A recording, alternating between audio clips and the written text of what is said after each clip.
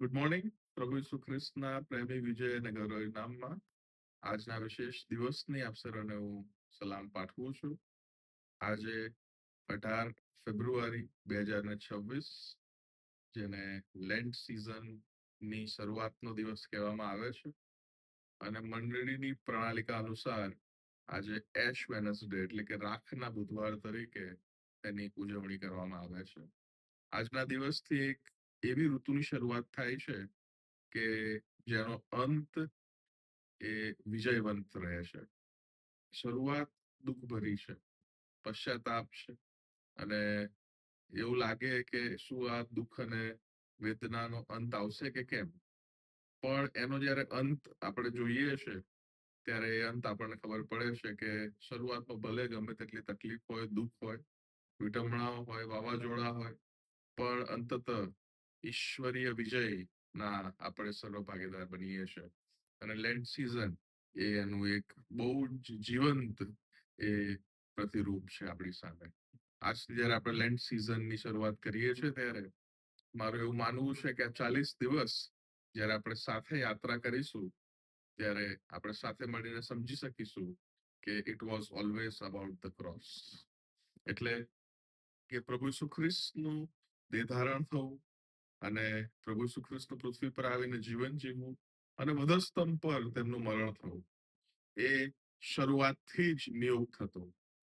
એ ગોડનો plan બી નહોતો, એ કોઈ emergency solution નહોતું કે તાત્કાલિક આ ઉપાય એમણે કરવો પડ્યો. એવું નહોતું કે પ્રબોધકો નિષ્ફળ ગયા એટલે ઈસુએ આવવું પડ્યું. એવું નહોતું કે મૂસા, યહોશુઆ, ન્યાયાધીશો, ત્યારબાદ રાજાઓ, પ્રબોધકો બધા જ નિષ્ફળ ગયા, નહેમ્યા નિષ્ફળ ગયો એટલા માટે ઈસુએ આવવું પડ્યું. એવું કદી નહોતું. પણ આ 40 દિવસો દરમિયાન જે અભ્યાસની શ્રેણીમાં હું ને તમે આગળ વધીશું એમાં આપણને ખબર પડશે કે જૂનો કરાર જે આખો છે એ એક સાઇન પોસ્ટ તરીકે એ કામ કરે છે. સાઇન પોસ્ટ એટલે કે જે આપણને આગળ તરફ ઈશારો કરે. અને એમાં તમે નિયમશાસ્ત્રના 5 પુસ્તકો લઈ લો કે પ્રબોધકોના લખાણો લઈ લો કે અન્ય લખાણો કે જેને ગીતશાસ્ત્ર, ગીતોનું ગીત, સભા શિક્ષક અને અયુબનું પુસ્તક અને વગેરે ગણવામાં આવે છે. અને એ બધા પણ મને અને તમને ઈસુ તરફ ઈશારો કરતો એ જોવા મળશે. So the Old Testament works as a signpost that points us towards Jesus Christ. એ પ્રભુ ઈસુ ખ્રિસ્ત તરફ એ મને તમને દોરી લઈ જાય છે. જે સાથે મળીને જોવા માંગીએ છે આજે પ્રથમ દિવસે તે ઉત્પત્તિ 1:27-26 લઈને 31 વચન અને તે જ પ્રમાણે કોલોસ્સને પત્ર તેના પહેલા અધ્યાયની અમુક કલમો. જો તમે જુઓ તો પ્રભુ ઈસુ ખ્રિસ્ત એ સૃષ્ટિના નિર્માણથી જ એટલે કે સૃષ્ટિ એની ઉત્પત્તિ થઈ તે અગાઉ અને તે ઉત્પત્તિના દરમિયાન અને તે ઉત્પત્તિ થયા બાદ અને એ ઉત્પત્તિ એ નવી ઉત્પત્તિમાં પરિવર્તિત થશે ત્યાં સુધી પ્રભુ ઈસુ ખ્રિસ્ત એ સતત એક સક્રિય એ ઈશ્વર તરીકે એ મારીને તમારી સાથે અહીંયા આગળ પ્રભુના વચનોમાં મને તમને જોવા મળે છે કે જે આપણે આ 40 દિવસો દરમિયાન જોઈશું. તો તમે પહેલો અધ્યાય ઉત્પત્તિ 1 અને 26 થી આગળ જો તમે વાંચો તો ત્યાં લખ્યું છે, અને ઈશ્વરે કહ્યું કે આપણે પોતાના સ્વરૂપ તથા પ્રતિમા પ્રમાણે માણસને બનાવીએ. અહીંયા આગળ જો તમે ધ્યાન આપો તો ત્યાં આપણે શબ્દ લખ્યું છે. ઇંગ્લિશમાં જો તો લેટ અસ મેક, એનો મતલબ એમ કે જે ત્રિએક સમુદાય છે, ત્રિએક સમુદાય એટલે આપણે પ્રભુ ઈસુ ખ્રિસ્ત, ઈશ્વર પિતા અને પવિત્ર આત્મા, આપણે ત્રિએક ઈશ્વર તરીકે તેમને ઓળખીએ છીએ કે જે એક ત્રિએક ઈશ્વર છે, એક જ ઈશ્વર છે પણ એના 3 તત્વો આપણને જોવા મળે છે: ઈશ્વર પિતા, ઈશ્વર પુત્ર અને ઈશ્વર પવિત્ર આત્મા. એટલે કે પ્રભુ ઈસુ ખ્રિસ્ત એ શરૂઆતથી જ એ નિર્માણ કાર્ય હોય કે નિર્માણ કાર્યના અગાઉનો સમય હોય, એ પ્રભુ ઈસુ ખ્રિસ્ત એ હતા, છે અને રહેવાના છે. સહેજ આગળ વધીએ તો લખ્યું છે, અને સમુદ્રના માછલા પર તથા આકાશના પક્ષીઓ પર તથા ગ્રામ્ય પશુઓ પર તથા આખી પૃથ્વી પર તથા પૃથ્વી પર પેટે ચાલનાર સઘળા પ્રાણીઓ પર તેઓ અમલ ચલાવે. એમ ઈશ્વરે પોતાના સ્વરૂપ પ્રમાણે માણસને ઉત્પન્ન કર્યું. ઈશ્વરના સ્વરૂપમાં પ્રમાણે માણસે ઈશ્વરના સ્વરૂપ પ્રમાણે તેમણે તેને ઉત્પન્ન કર્યું. તેમણે તેઓને નર નારી ઉત્પન્ન કર્યા. અહીંયા ગાડી એ એક જે ટ્રાયુન કમ્યુનિટી છે એ મને તમને પહેલા ઉત્પત્તિ 1 અને 26મી કલમથી આગળ જોવા મળે છે. તે જ પ્રમાણે જો આપણે કોલોસિયને પ્રેરિત પાઉલનો લખેલો પત્ર છે અને તે જો આપણે વાંચીએ તો અહીંયા ગાડી પણ પ્રભુનું વચન એ મારે ને તમારે સારું બહુ સ્પષ્ટ કરવામાં આવે છે કે જ્યાં ગાડી આપણને બતાવવામાં આવ્યું છે કે પ્રભુ ઈસુ ખ્રિસ્ત માટે જ આખું સર્જન છે. કારણ કે આપણે જે છીએ એ તેના જ છીએ અને તેના થકી જ છીએ.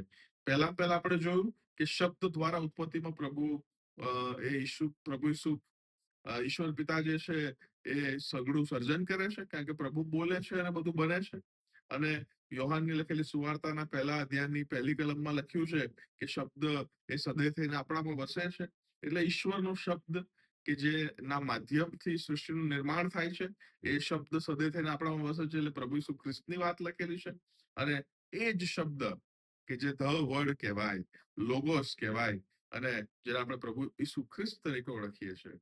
પ્રભુનું વચન કોલોસિયના પત્રની અંદર એ સ્પષ્ટ કહેવામાં આવે છે કે એ પ્રભુ ઈસુ ખ્રિસ્ત થકી એ સૃષ્ટિનું સર્જન છે અને પ્રભુ ઈસુ ખ્રિસ્ત માટે એ સૃષ્ટિનું સર્જન છે. અહીંયા ગાડી આપણે જો વાંચીએ તો લખ્યું છે કે તે અદ્રશ્ય ઈશ્વરની પ્રતિમા સર્વ સૃષ્ટિના પ્રથમ જનિત છે. પ્રભુ ઈસુ ખ્રિસ્ત માટે 15મી કલમમાં લખ્યું છે તે એટલે કે ઈસુ એ અદ્રશ્ય ઈશ્વરની પ્રતિમા. આપણે જોયું હતું કે ઈશ્વરે કહ્યું કે આપણે આવો તેમને પોતાની પ્રતિમા અનુસાર બનાવીએ ઉત્પત્તિ 1 અને એ ગાડી કોલોસિયની મંડળીની પત્ર લખતા પ્રેરિત પાઉલ કહે છે કે પ્રભુ ઈસુ ખ્રિસ્ત પોતે જ તે પ્રતિમા છે. એટલે એનો મતલબ એમ કે આ સુંદર પહાડો એ બન્યા તે અગાઉ, સુંદર જળચેતન બન્યું તે અગાઉ, સુંદર સૃષ્ટિ બની, સરસ પ્રાણીઓ બન્યા અને સુંદર પક્ષીઓ બન્યા એ બધા અગાઉ જો ઈશ્વરની પ્રતિમાનું કોઈ બ્લુ પ્રિન્ટ ઓલરેડી હાજર હતું તો એ પ્રભુ ઈસુ ખ્રિસ્ત પોતે હતા કે તે સૃષ્ટિના પ્રથમ જનિત છે. કેમ કે ત્યાં લખ્યું છે કેમ કે તેમનાથી બધા ઉત્પન્ન થયા જે આકાશમાં છે તથા જે પૃથ્વી પર છે, જે દ્રશ્ય છે તથા અદ્રશ્ય છે, રાજ્યાસનો કે રાજ્યો કે અધિપતિઓ કે અધિકારીઓ સર્વ તેમની મારફતે તથા તેમને માટે ઉત્પન્ન થયા. એનો મતલબ એમ કે જો સર્જન થયું છે તો સર્જન આપણે ઘણી બધી વાર એવું માનીએ છીએ ને કે પૃથ્વી પર આયા છે તો હવે એક સફળ જીવન જીવવું પડશે, ફતે પામતા રહેવું પડશે અને સક્સેસ જે કહેવાય ને સક્સેસની લેડર, સક્સેસની નિસરણી એ ચડતા રહેવું પડશે. તો જ પૃથ્વી પરનું જીવન એ સાર્થક ગણાશે, તો જ પૃથ્વી પરનું જીવન એ સંપૂર્ણ અને યોગ્ય ગણાશે. પણ અહીંયા ગાડી તો બહુ સ્પષ્ટ કોલોસિયની મંડળીને પત્ર લખતા પ્રેરિત પાઉલ કહે છે કે સર્જન એ ઈસુ થકી થયું છે અને સર્જન એ ઈસુ માટે થયું છે. તમારા વ્યક્તિગત જીવનની સફળતાઓ હા કદાચ એ ઈસુ માટે જીવન જીવવાના ભાગ સ્વરૂપે હોઈ શકે but that can not be the primary. એ પ્રાથમિક બાબત કદી હોઈ શકે નહીં. પ્રભુ ઈસુ ખ્રિસ્ત એ સર્જન કાર્યની અંદર કેન્દ્ર સ્થાને છે અને પ્રભુ ઈસુ ખ્રિસ્ત એ સર્જન થવા પાછળનો એ મુખ્ય હેતુ જ માનવામાં આવે. હવે આજથી જયારે આપણે લેન્ડ સિઝનની શરૂઆત કરીએ છીએ ત્યારે મને તમને કહેવા દો, પ્રભુના વચનોમાંથી તમને પ્રોત્સાહન આપતા કહેવા દો કે આપણે જયારે હવે એક પશ્ચાતાપની ઋતુ તરફ આગળ વધી રહ્યા છે, આત્મમૂલ્યાંકન અને આત્મ તપાસની ઋતુ તરફ આગળ વધી રહ્યા છે, ત્યારે આપણે યાદ રાખીએ કે સર્જન જે આપણું થયું છે એ પ્રતિમા અનુસાર, ઈશ્વરની પ્રતિમા અનુસાર થયું છે. કારણ કે પૃથ્વી પર સૃષ્ટિમાં બીજી કોઈ બાબતને ઈશ્વરની પ્રતિમા સાથે સરખાવવામાં આવ્યા નથી. કેવળ ને કેવળ માણસ જાતને જ ઈશ્વરની પ્રતિમા અનુસાર બનાયા છે. એટલે કે બીજા શબ્દોમાં જે બ્લુપ્રિન્ટ હતી એ પ્રભુ ઈસુ ખ્રિસ્ત હતા, આપણને ઈસુ જેવા બનાયા છે. પણ તકલીફ ખાલી ઉત્પત્તિ 3 થઈ કે જ્યારે આ ઈશ્વરની જે પ્રતિમા છે એ ખરડાઈ અને એ પાપ રૂપી પથ્થરને લીધે ખરડાઈ. અને મારા વાલાઓ, મારી ને તમારી જવાબદારી હવે એ છે કે જ્યારે પહેલો આદમ ઉત્પત્તિ 3 નિષ્ફળ ગયો અને હવે જ્યારે બીજો આદમ કે જે પ્રભુ ઈસુ ખ્રિસ્ત છે એ આપણે માટે સફળ થયો, આપણા માટે સંપૂર્ણ જીવન જીવ્યું, આપણા માટે પૃથ્વી પર આવીને દુઃખ સહન કરીને મરણ ભોગવ્યું, આપણા માટે તેઓ પુનરુત્થિત થયા. ત્યારે મારા વાલાઓ એ ઈસુ તરફ નજર કરતા એ ઈસુ જેવું જીવન જીવવાનું જયારે આપણે લક્ષ્ય એ રાખીશું ત્યારે આપણું જીવન ખરા અર્થમાં સાર્થક અને સંપૂર્ણ થઈ શકશે. લેન્ડ સિઝનની શરૂઆતમાં જ્યારે આપણે આગળ વધી રહ્યા છે, આજે પ્રથમ દિવસ છે. આવો આપણે ઈસુ ગમ આપણી નજર કરીએ અને ઈસુ ગમ નજર કરતા એ યાદ રાખીએ કે આપણે ઈસુ જેવું જીવવાનું છે. કેમ કે જો પ્રભુ જેવું નથી જીવતા તો આપણું જીવવું એ નકામું છે. આપણી સંપત્તિ એ નકામી છે. આપણા સંપર્કો એ નકામા છે. આપણે જે પણ હાસિલ કરીએ છીએ એ નકામું છે. કેમ કે જે છે એ પ્રભુનું જ છે અને પ્રભુ માટે જ છે. પ્રભુ આપ સર્વને આશીષ આપો. આમેન.